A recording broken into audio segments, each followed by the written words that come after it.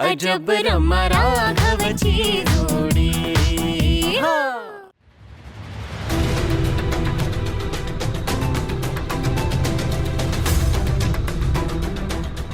आबा काय झालं? कार्तिकेय सापडले का सगळे? आबा आबा मी मंदिरात जाऊन आलो, प्रमिला आजीकडे जाऊन आलो आणि अजून 2-3 ठिकाणी जाऊन आलो, पण कुठेच काहीच पत्ता नाहीये त्यांचा। अरे असं कसं होईल? मला काही कळेनासं झालं रे कार्तिकेय। हा कार्तिकेय, अरे माझ्या लक्षातच नाही आलं। ते माधवकडे गेले असतील, तू माधवला फोन लाव। आबा मी माधव मामांकडे पण जाऊन आलो, त्यांना तर यातलं काहीच माहिती नाहीये। मग असे कसे कुठे सगळे गेले? तुला सकाळी पूजाने काही सांगितलं का? कोणाकडे काही बारस वाढदिवस काही तिथे गेले असतील तर? नाही आबा नाही, पूजाने जर सांगितलं असतं तर मी तुम्हाला आधीच सांगितलं नसतं का? आबा हे बघा, तुम्ही काळजी करू नका, शांत व्हा, येतील सगळे। हा तुम्ही काळजी करू नका, तुम्ही बसा बसा, या। तुम्ही काही खाऊन घेताय का? नाही, अजिबात नाही, अजिबात नाही। आता जोपर्यंत सगळे माझ्या नजरेसमोर मला दिसत नाहीत तोपर्यंत मला चैन पडणार नाही कार्तिकेय। अरे असा घरातल्या जीव टांगणीला लावून कोणी असं निघून जातं का रे? ते काही नाही। आता जोपर्यंत सगळे माझ्या समोर येत नाहीत ना तोपर्यंत मी ना अन्नाचं कण घेणार ना पाण्याचा थेंब। आबा आबा आबा तुम्ही शांत राहा। आबा आबा या, तुम्ही बसा बसा जरा वेळ, या बसा इकडे, मी तुम्हाला पाणी घेऊन येतो। अरे नाही ना, मी सांगितलं ना मी काही घेणार नाही। तू मी फोन लावतो, तुम्ही बसा, शांत राहा आबा। मी ठीक, तू फोन यायला। ती रमा कुठे गेली? कुठे गेली रमा? ए ए ए इकडे ये, मला सांग, हा राघव नाहीये ना? त्याची अशी अवस्था झालेली नाहीये ना? तू अजूनही आमच्याशी खोटं बोलतेस ना? आता बोल ना, हा माझा राघव नाहीये ना? शालिनी भानावर ये, की हा आपला राघवच आहे। हे सांगताना मला खूप त्रास होतोय ग, पण हेच खरंय, हा आपला राघवच आहे। ज्या गोष्टीची आपल्याला भीती वाटत होती ना तेच घडलंय। चुकीच्या संगतीनं वाहवत गेलाय ग तो।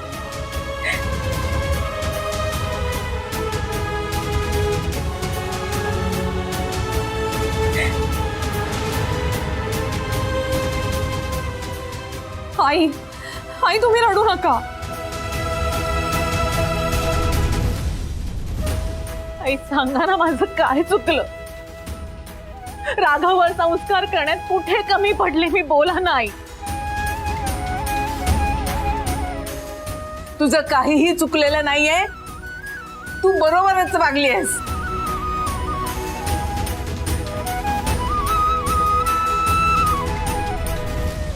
पण राघव या सगळ्यात वाहवत जाणारा नाहीये, तो ठरवून नाही सामील झाला या सगळ्यात। मला तर वाटतं त्याला नशा व्हावी म्हणून मुद्दाम कोणीतरी त्याला दारू पाजलीये। हे बघ, मलाही असंच वाटतं, कोणीतरी त्याच्या नकळत त्याला काहीतरी पाजलं असेल। नकळतपणे कोणी कसं काही पाजेल? तो काय कुकुलं बाळ आहे, त्याला कळत नाही तो काय पितोय ते? नाही, मी सांगते तुम्हाला, माझंच चुकलं तरी मला हे म्हणत होते की त्याला नोकरी करू द्यायची नाहीये म्हणून। पौरोहित्य सोडून त्याला अशा वातावरणात यायला नको, पण मीच विश्वास नाही ठेवला। त्यांना हे आधीच कळालं, पण हा अशा वातावरणात वाहवत जाणार नाही यावर मी विश्वास ठेवला, आणि आज तुम्ही बघताय त्याचे काय परिणाम झाले ते। शालिनी त्रास करून घेऊ नकोस, तू बरोबरच वागलेली आहेस। राघवला स्वतःवर ताबा ठेवता आला नाहीये, आपण केलेले संस्कार त्याला जपता आले नाहीयेत। आता तो जे काही करतोय ना त्याला तो स्वतः जबाबदार आहे, फक्त तो एकटा।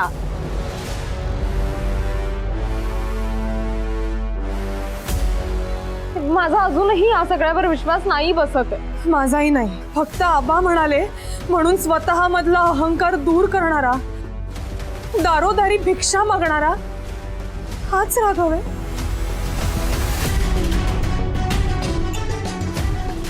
अगं पण जे डोळ्याला दिसतंय ते कसं नाकारायचं ग? त्यापेक्षा ते दृष्टीआड केलेलं बरं.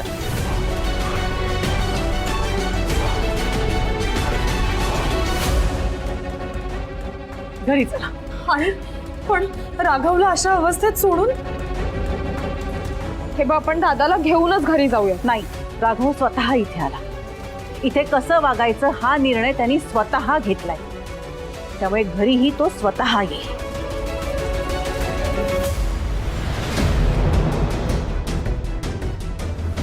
पण आई, सांगितलं ना, त्याच्या या अशा वागण्यानंतर त्याची काळजी करण्याची काहीही गरज नाहीये.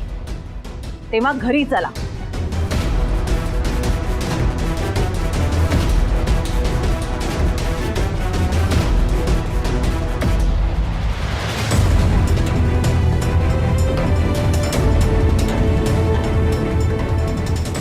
हे सगळं खूप हॉरिबल झालं. मी राघव सरांच्या रुटीन लाईफमध्ये फक्त थोडा चेंज आणायला गेले, त्याने एवढा मोठा प्रॉब्लेम होईल असं मला खरंच नव्हतं वाटलं. आता हे रिझॉल्व्ह करायला मला राघव सरांशी बोलायलाच हवं. काय उचलला का कोणी? नाही उचलत आहे आबा. मग राघवला लावलास का फोन? हो केला होता राघवला, तो पण उचलत नाहीये. परत ला. हो अरे काय झालं, उचललं का? नाही आबा. अरे बोल ना, लागला का? काय बोलतोय? बाप, राघव पण फोन उचलत नाही. बहुतेक तो अजून ऑफिसमध्येच असेल किंवा त्याच्या मित्रमंडळींसोबत फिरायला गेला असेल. आता काय, आपला व्यवसाय सोडून नोकरी करायला लागलाय, मग हे सगळं होणारच. जितकी प्रलोभनं जास्त तितका बेजबाबदारपणा जास्त.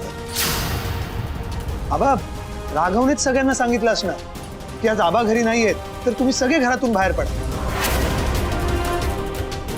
माझ्या ऑफिस मधले सगळ्यांची कुटुंब जशी वागतात तसं तुम्हीही वागा.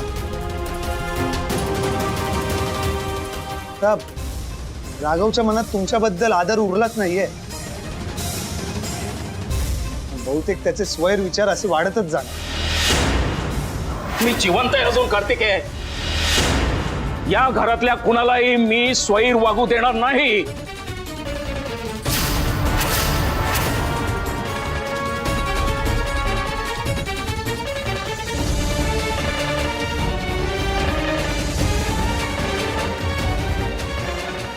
येऊ दे त्यांना.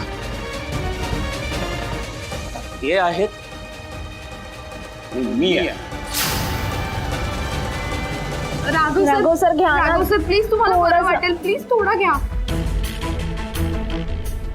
राघव सर तुमची फॅमिली इथे आली आहे क्लब मध्ये. काय? राघव सर तुमची फॅमिली इथे क्लब मध्ये आली आहे. त्यांनी तुम्हाला असं बघितलंय. मला चक्कर येते, गरगरत आहे मला. अश्विनी, काही कळलं काय? घरातले सगळे कुठे गेले? अरे नाही ना, काहीच कळलं नाहीये. आणि त्यांच्यापैकी कोणी फोनही उचलत नाहीये. तिथे माझ्या जीवाला घोर लागलाय आणि त्यांच्यापैकी कोणाला काही परवाच नाहीये त्याची. नाही भाऊजी, हे बघा, तुम्ही शांत व्हा, बघू आधी. अहो इथेच कुठेतरी गेले असतील, नेटवर्क नसेल म्हणून तुम्हाला फोन लावला नसेल त्यांनी. पण अशी कुठली जागा आहे की जिथे इतका वेळ नेटवर्क नसतं? तेच तर, मगापासून मनात नको नको ते विचार येऊन गेलेत. माझं कुटुंब एखाद्या संकटात तर सापडलं नसेल ना, अशी भीती वाटते मामा. हो ना देवा, प्लीज सगळ्यांना काही झालेलं नसू दे. त्यांना काही झालेलं नसणार, सगळे सुखरूप असणार आहे. म्हणून त्यांची काळजी वाटण्यापेक्षा त्यांचा मला राग जास्त येतोय. माधवा, हा मोठा बेजबाबदारपणा आहे रे. आणि तो राघव सुद्धा त्यांच्या बरोबर असेल ना, मग त्याला कळायला नको. पण नाही, मी सांगतो, हे सगळे मिळून काहीतरी लपवतायत माझ्यापासून असं मला वाटतंय. म्हणजे हे सगळं ते मुद्दाम करतायत असं वाटतंय का? अरे मग दुसरं काय असू शकतं?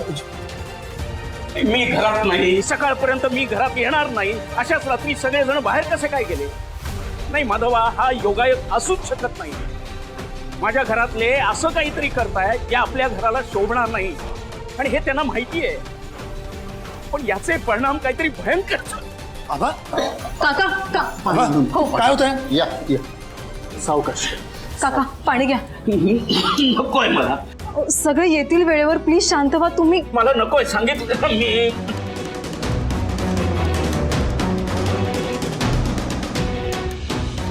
तेव्हा गजानन भाऊजींची तब्येत आणखीन बिघडायच्या आत सगळ्यांना सुखरूप घरी पाठव रे बाबा. थांब शालिनी, आपल्या राघवला घेतल्याशिवाय घरी जायचं नाही. आपण आपला मुलगा आहे तो, त्याची आणखी वाईट अवस्था व्हायच्या आधी घरी नेलं पाहिजे त्याला. त्याची नशा उतरवल्याशिवाय राहणार नाही मी.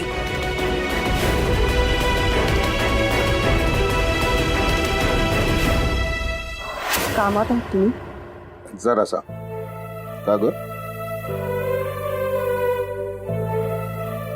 मला तुमच्याशी थोडं बोलायचं होतं रमाबद्दल. अच्छा बोल ना. तुम्ही रमाला 3 महिने दुसऱ्या कंपनीत नोकरी करायला सांगितली होती.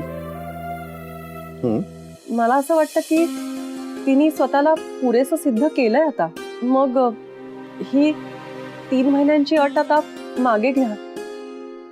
पवित्र आहे तू म्हणतेस त्याचं मला आश्चर्य वाटतंय. गिरीश, मला त्या मुलीची खूप काळजी वाटते. ती बिचारी किती मेहनत करते आणि तिला आता जबाबदारीची जाणीव झाली आहे हे तिने दाखवूनही दिलंय आपल्याला.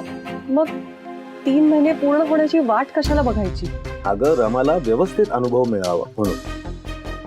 बिझनेस मधले अनेक खास कळगे मला आत्ता कळायला लागले.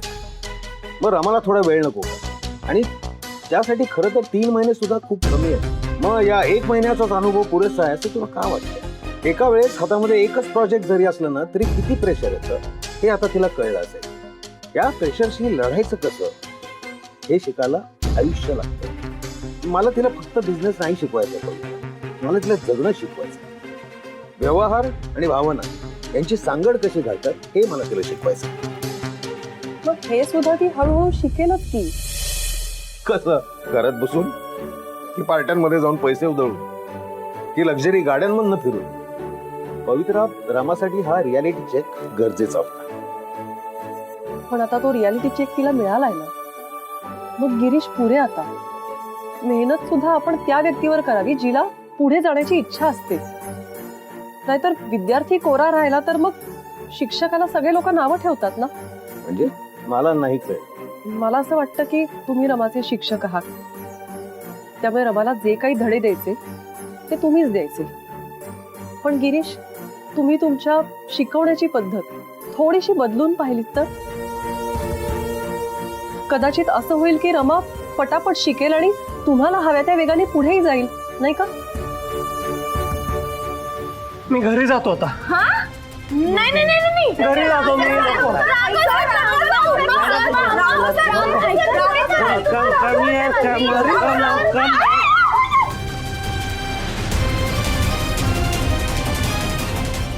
राघव सर,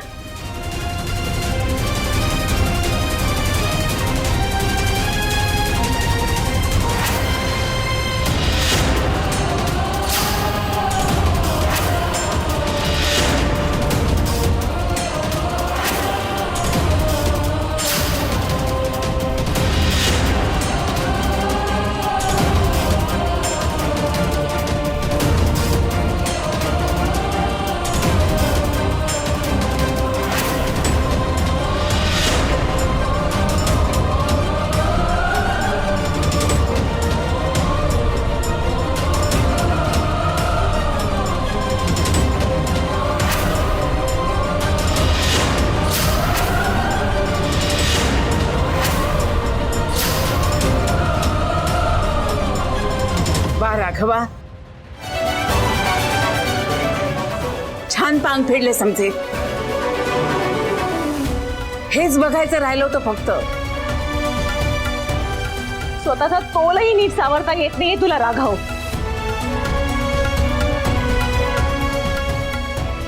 आई तुम्ही रडू नका. शालिनी, या मुलासाठी अजूनही अश्रू वाया घालवावेत असं वाटतंय तुला? आई अगं मी मिस्टर पी टेल मी ह्या लेडीज कोण आहेत?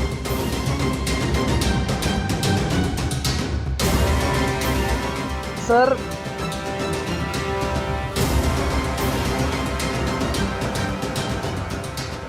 या माझ्या अरे तुला न अडखळता बोलताही येत नाहीये. थांबा मी सांगते तुम्हाला. मी राघवाची आजी आहे. ही राघवची आई, ही वहिनी आणि ही बहीण. हो हॅलो मी आम्ही इथे ओळखी करून घ्यायला आलो नाही आहोत. आम्ही आलो होतो राघवाच्या आनंदात सहभागी व्हायला.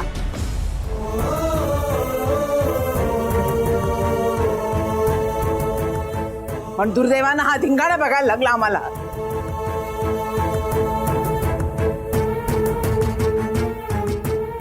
आमच्यावर हे असलं काहीतरी बघायची वेळ येईल असं कधीच वाटलं नव्हतं. खरंच रे दादा, तू हा असा वागतोस, माझा विश्वासच बसत नाहीये माझ्या डोळ्यांवर. मी काय सांगतो एकदा खरंच ऐका ना सगळे. खरंच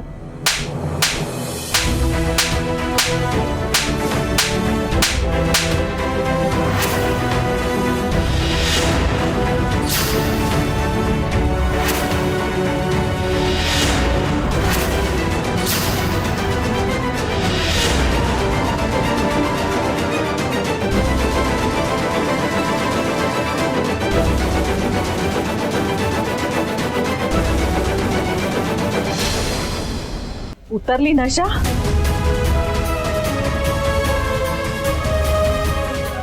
की दुसऱ्याही गालावर ठेवू?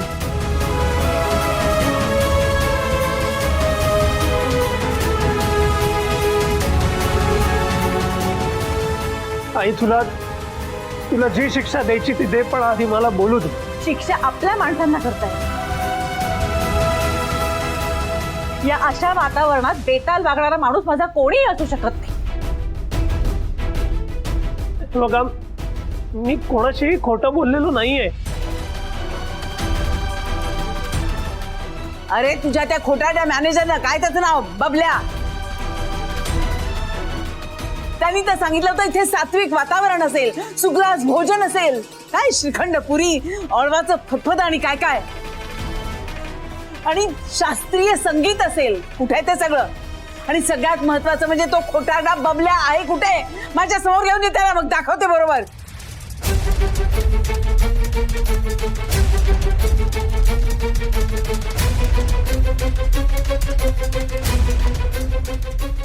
आई, राघवकडून कुठल्याही उत्तराची अपेक्षा ठेवूच नका. नेहमी खरं बोलणारा आज्ञाधारक राघव हा तो नाहीच आहे.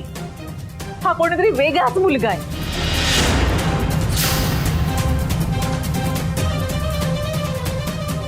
आपले संस्कार वाया गेले, पूर्ण वाया गेले.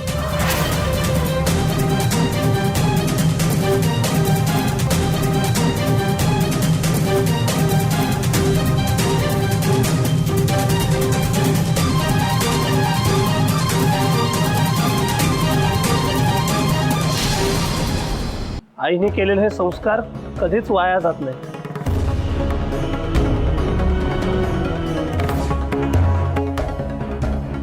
तू आई म्हणून कधीच कमी पडली नाहीस, आणि म्हणून मुलगा म्हणून मी सुद्धा कधीही कमी पडलो नाही, अगदी आज सुद्धा.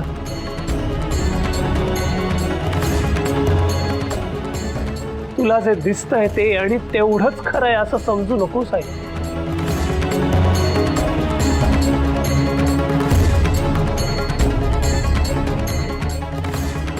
मी नशेत नव्हतो आणि आत्ताही नाही. मी दारू प्यायलेलो नाही आई.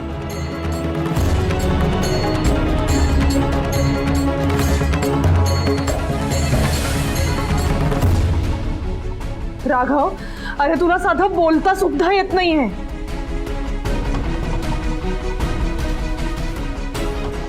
तू ग्लास मधून काहीतरी पीत होतास हे आम्ही सगळ्यांनी बघितलंय.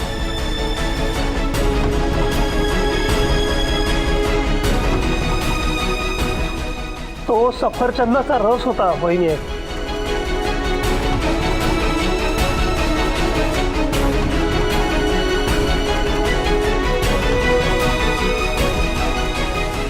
हो पण तुमच्या ऍपल ज्यूस मध्ये तर हार्ड ड्रिंक मिक्स केलं होतं.